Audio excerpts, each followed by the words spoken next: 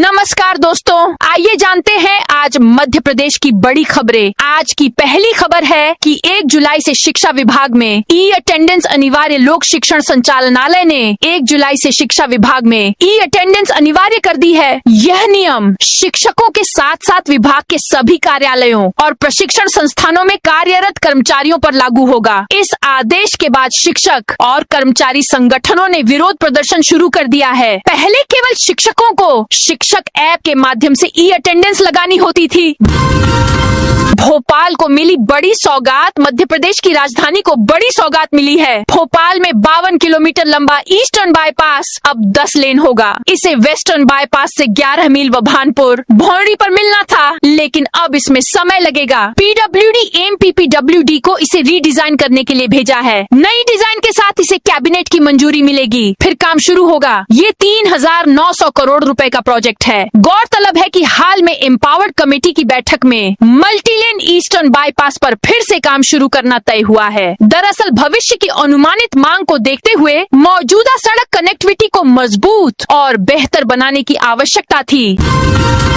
MP में 65 DSP के तबादले। मध्य प्रदेश में गृह विभाग ने शनिवार रात 65 पुलिस अफसर के तबादले किए हैं। राज्य पुलिस सेवा के अफसरों के तबादले में ग्वालियर, जबलपुर, उज्जैन, पीथमपुर के नगर पुलिस अधीक्षकों CSP के साथ ही भोपाल और इंदौर में इसी कैडर के अफसरों की शहरी क्षेत्र में पदस्थापना की गई है। आदेश में बालाघाट में हॉक फोर्स में भी DSP स्तर के 18 अफसरों को सहायक सेनानी पदस्थ किया है। इसके अलावा बालाघाट जिले में ही SDOP के पद पर भी 4 राज्य पुलिस सेवा SPS के अधिकारी पदस्थ किए हैं। कुत्तों की नसबंदी टीकाकरण मुहिम। भोपाल सहित प्रदेश भर में डॉग बाइट और रेबीज के बढ़ते खतरे को देखते हुए सुप्रीम कोर्ट के आदेश के बाद 55 जिलों में एक ABC सेंटर खोला जाएगा। एक सेंटर बनाने में करीब 40 से 50 लाख रुपए खर्च होने का अनुमान है। वर्तमान में प्रदेश में 20 से ज्यादा ABC सेंटर संचालित हो रहे हैं, यानी नए 35 सेंटर बनाने की जरूरत है। इस हिसाब से 55 ABC सेंटर बनाने में 14 करोड़ रुपए से ज्यादा राशि खर्च होगी। 1 जुलाई से लागू होगी नई व्यवस्था।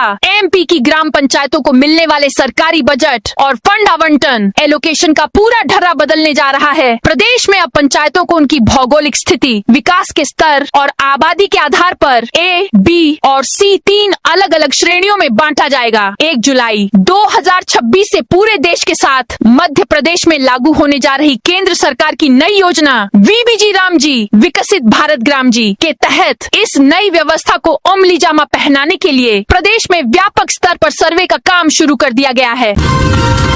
इंदौर से उज्जैन जा रही बस आगे जा रहे डंपर से टकराई। इंदौर से उज्जैन जा रही एक यात्री बस रविवार सुबह दुर्घटनाग्रस्त हो गई। हादसे में कुछ बस यात्री घायल हो गए, जिन्हें उपचार के लिए MY अस्पताल में भर्ती करवाया गया है। जानकारी अनुसार इंदौर के समीप नावदापंथ क्षेत्र में रविवार सुबह सड़क हादसा हो गया। इंदौर से उज्जैन जा रही एक यात्री बस गधा टेकरी के पास पीछे से डंपर से टकरा गई। इस हादसे में बस में सवार 20 से अधिक यात्री घायल हो गए हैं। सभी घायलों को इलाज के लिए MY अस्पताल भेजा गया। घायलों में 6 लोगों को अधिक चोट आने की सूचना मिली है। अन्य यात्रियों को हल्की चोट आई है। मानसून के पहले हफ्ते में बिजली गिरने से 17 मौतें। मानसून की शुरुआत के साथ मध्य प्रदेश में आकाशीय बिजली का खतरा बढ़ गया है। इस साल पहले ही सप्ताह में छिंदवाड़ा, शहडोल, खंडवा, सीहोर, मंदसौर और रायसेन समेत कई जिलों में बिजली गिरने से 17 से ज्यादा लोगों और कई मवेशियों की मौत हो चुकी है, जबकि 13 लोग गंभीर रूप से झुलस गए हैं। घोड़ी को पीटने और जबरन नचाने वालों पर FIR। इंदौर के नृसिंह बाजार चौराहे के पास घोड़ी को डंडे से पीटने और जबरन नचाने के वायरल वीडियो मामले में पंढरीनाथ पुलिस ने कार्रवाई की है। शनिवार रात पशु कल्याण संस्था की शिकायत पर 4 आरोपियों के खिलाफ पशु क्रूरता और लापरवाही से जीवन को खतरे में डालने की धाराओं में 2 अलग अलग प्रकरण दर्ज किए गए हैं। डाक विभाग ने शुरू की नई दुर्घटना बीमा योजना। डाक विभाग ने आम जनता को कम खर्च में सुरक्षा देने के लिए India post payments bank IPPB के माध्यम से एक नई और किफायती दुर्घटना बीमा योजना की शुरुआत की है। इस योजना के तहत बेहद कम वार्षिक प्रीमियम पर 5 लाख से लेकर 15 लाख रुपए तक का दुर्घटना बीमा कवर दिया जा रहा है। 1 साल की अवधि वाली इस बीमा योजना का लाभ लेने के लिए हर साल इसका रिन्यूअल कराना होगा। 14 गौ सेवकों की रिहाई को लेकर अशोकनगर में प्रदर्शन। अशोकनगर में राष्ट्रीय गौ सेवा परिषद के कार्यकर्ताओं ने शनिवार को 14 गौ सेवकों पर हुई कार्रवाई के विरोध में प्रदर्शन किया। कार्यकर्ताओं ने जिला अस्पताल चौराहे से कलेक्ट्रेट तक रैली निकाली और राष्ट्रपति के नाम ज्ञापन सौंपा। हाथों में भगवा जड़ा और बैनर लिए कार्यकर्ता नारेबाजी करते हुए कलेक्ट्रेट पहुंचे। उन्होंने एसडीएम के माध्यम से महामहिम राष्ट्रपति को ज्ञापन भेजकर 14 गौ सेवकों की शीघ्र रिहाई की मांग की। 15 जिलों तक आकर ठहरा मानसून। मध्य प्रदेश में प्री मानसून एक्टिविटी और मानसून की एंट्री के बाद अब मौसम के दो अलग अलग रंग देखने को मिल रहे हैं। मौसम विभाग ने अगले 24 घंटों के दौरान राज्य के 45 जिलों में तेज आंधी के साथ भारी बारिश का अलर्ट जारी किया है। हालांकि चिंता की बात ये है कि मानसून राज्य के 15 जिलों में दस्तक दे चुका है। बावजूद इसके फिलहाल ये एक ही जगह पर ठहर गया है, जिससे मौसम विज्ञानियों समेत प्रदेश के किसानों की बारिश को लेकर चिंता बढ़ने लगी है। भोपाल में अब कुत्ता पालना है तो जान ले ये नियम। मध्य प्रदेश की राजधानी भोपाल में पालतू और आवारा कुत्तों को लेकर विवाद के मामले लगातार बढ़ रहे हैं। कई घटनाओं में मारपीट, पुलिस शिकायत और गंभीर हिंसा तक की नौबत देखने को मिली है। इसी तरह शहर के अलग अलग थाना क्षेत्रों में आवारा कुत्तों की शिकायत और पालतू कुत्तों को लेकर पड़ोसियों के बीच विवाद सामने आ रहे हैं। जैसे कि फरवरी में अयोध्या नगर में चर्चित मामला सामने था, जहां आवारा कुत्तों को लेकर विवाद हुआ था और डॉग प्रेमी ने 2 महिलाओं पर तलवार से जानलेवा हमला कर दिया था। भोपाल में 2 दिन 2710 बूथों पर पिलाई जाएगी पोलियो की दवा। पोलियो जैसी गंभीर बीमारी से अपने बच्चों को सुरक्षित रखने के लिए रविवार मध्य प्रदेश के भोपाल जिले में 2 दिवसीय राष्ट्रीय पल्स पोलियो अभियान चलाया जाएगा। मध्य प्रदेश के मुख्यमंत्री डॉक्टर मोहन यादव इस महत्वाकांक्षी अभियान का शुभारंभ करेंगे। अभियान के तहत 5 साल या उससे कम उम्र के बच्चों को 2 बूंद जिंदगी की यानी पल्स पोलियो की दवा पिलाने का कार्य किया जाएगा। एमसीए में चचेरा भाई और बीए में जीजा की जगह साला दे रहा था परीक्षा। मध्य प्रदेश के रीवा शहर के शासकीय टीआरएस महाविद्यालय स्थित मध्य प्रदेश भोज मुक्त विश्वविद्यालय के परीक्षा केंद्र में शनिवार को 2 फर्जी परीक्षार्थियों को दूसरे छात्रों की जगह परीक्षा देते हुए पकड़ा गया। जांच में खुलासा हुआ है कि दोनों आरोपी अपने रिश्तेदारों के स्थान पर सॉल्वर बनकर परीक्षा देने पहुंचे थे। कॉलेज प्रबंधन ने दोनों को पुलिस के हवाले कर उनके विरुद्ध एफआईआर दर्ज कराई है। भाजपा किसान मोर्चा में हलचल तेज। गांव की भाजपा में किसान मोर्चे का जबरदस्त क्रेज हो गया है। हालत ये है कि भाजपा युवा मोर्चा की तरह यहाँ भी दावेदारों की फौज खड़ी हो गई है। ये आंकड़ा 9 के पार कर चुका है, तो सभी विधायक अपने अपने समर्थक को बनाने ताकत लगा रहे हैं। सरकारी व निजी स्कूलों का नामांकन लक्ष्य अधूरा। नरसिंहपुर जिले में शैक्षणिक सत्र 2026 से 27 के लिए सरकारी के साथ ही निजी स्कूल नामांकन लक्ष्य की पूर्ति अब तक नहीं कर सके हैं। अब तक जिले में नर्सरी से कक्षा 12 तक के नामांकन की स्थिति में लक्ष्य के मुकाबले 92.36% नामांकन दर्ज किया गया है। जिले में सरकारी और निजी विद्यालयों को मिलाकर 2,10,346 विद्यार्थियों के नामांकन का लक्ष्य था, जिसके विरुद्ध अब तक 1,94,285 विद्यार्थियों का नामांकन ही हो सका है। पानी के बाद अब मंडराया पेट्रोल संकट। मध्य प्रदेश के जबलपुर शहर इन दिनों बुनियादी सुविधाओं के दोहरे संकट से जूझ रहा है। एक और कई इलाकों में पेयजल व्यवस्था चरमरा गई है और हजारों परिवार टैंकरों के भरोसे हैं। वहीं दूसरी ओर पेट्रोल पंपों पर ईंधन खत्म होने से लोगों की मुश्किलें और बढ़ गई हैं। पानी के लिए पहले से परेशान शहरवासियों को अब पेट्रोल डीजल के लिए भी घंटों कतारों में खड़ा होना पड़ रहा है।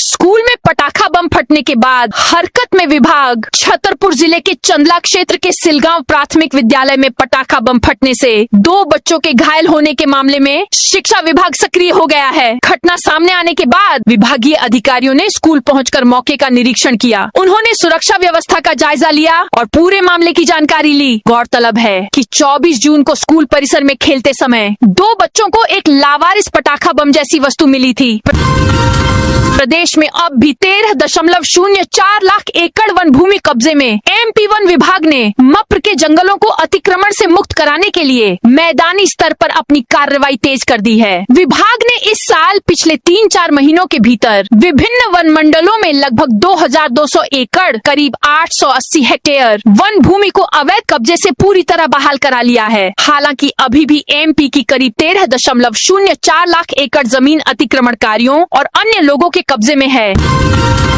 बेशकीमती सरकारी जमीन व भवन ट्रस्ट को देने का मामला एमपी कांग्रेस में अंदरूनी खींचतान और गुटबाजी एक बार फिर खुलकर सामने आ गई। इस बार विरोधाभास किसी बंद कमरे में नहीं बल्कि सीधे मीडिया के सामने आया है, जिससे पता चलता है कि अहम मुद्दों पर कांग्रेस पार्टी में ही एकता नहीं है। मामला उज्जैन की एक बेशकीमती सरकारी जमीन और भवन को महज 1 रुपए में वीर भारत न्यास को सौंपे जाने के आरोपों से जुड़ा है।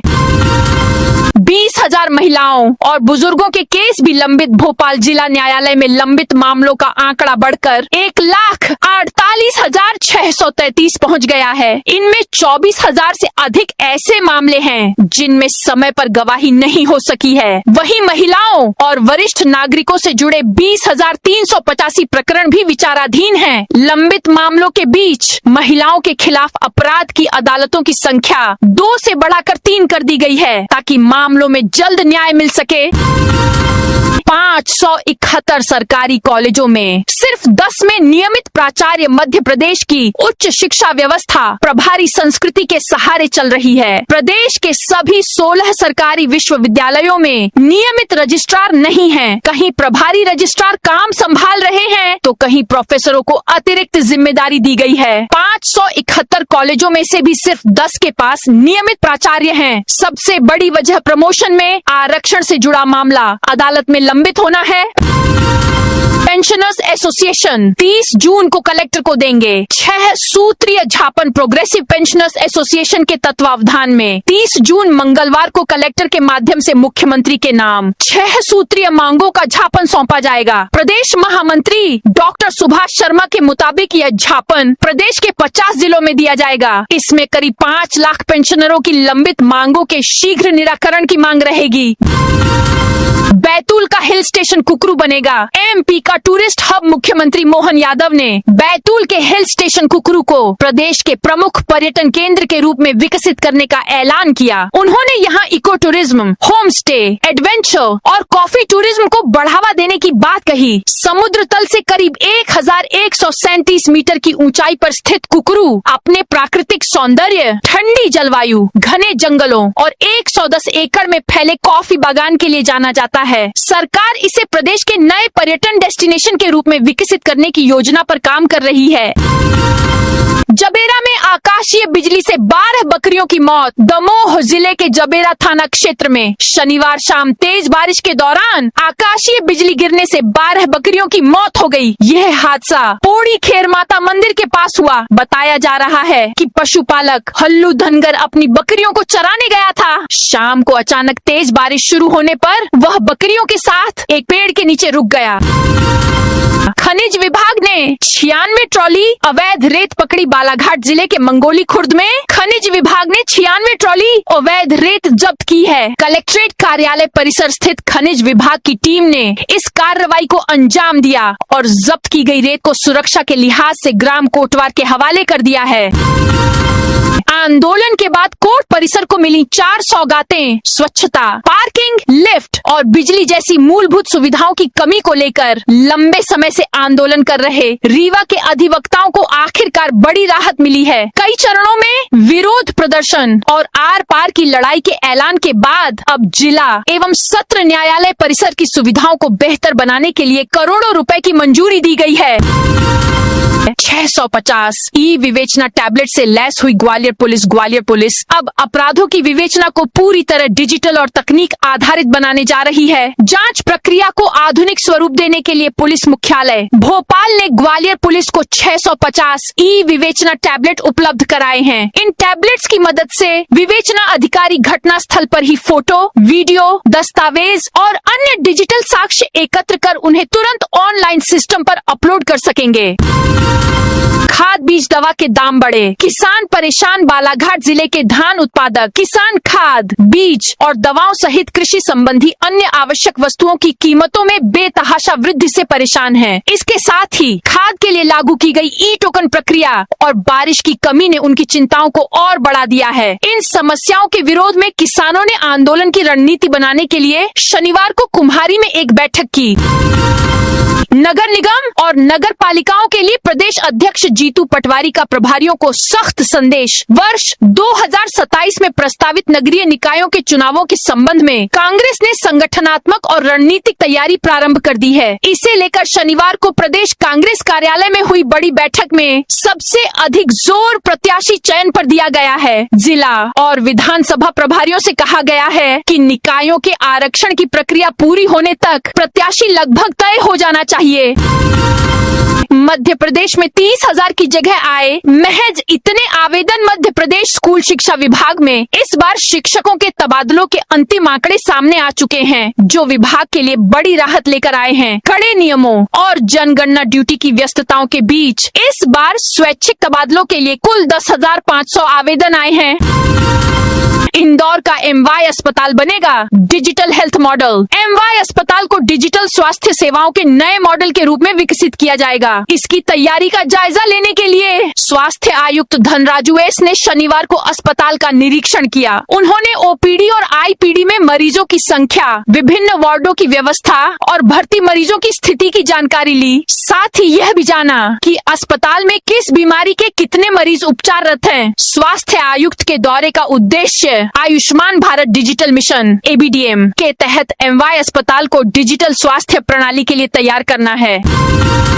मृत महिला को जिंदा दिखाकर 76 लाख की जमीन ठगी। मृत महिला को कागजों में जीवित दर्शाकर उसकी जमीन का फर्जी सौदा करने और 76 लाख रुपए की धोखाधड़ी करने वाले 2 फरार आरोपियों पर 4-4 हजार रुपए का इनाम घोषित किया है। SP संपत उपाध्याय ने इसके आदेश जारी किए। इनामी आरोपियों में गोहलपुर शांतिनगर निवासी राकेश गुप्ता और माढ़ोताल निवासी लखन नायक शामिल हैं। मामले में शाहपुरा किरसौद निवासी कमला सेन के खिलाफ भी माढ़ोताल थाने में धोखाधड़ी का अपराध दर्ज है।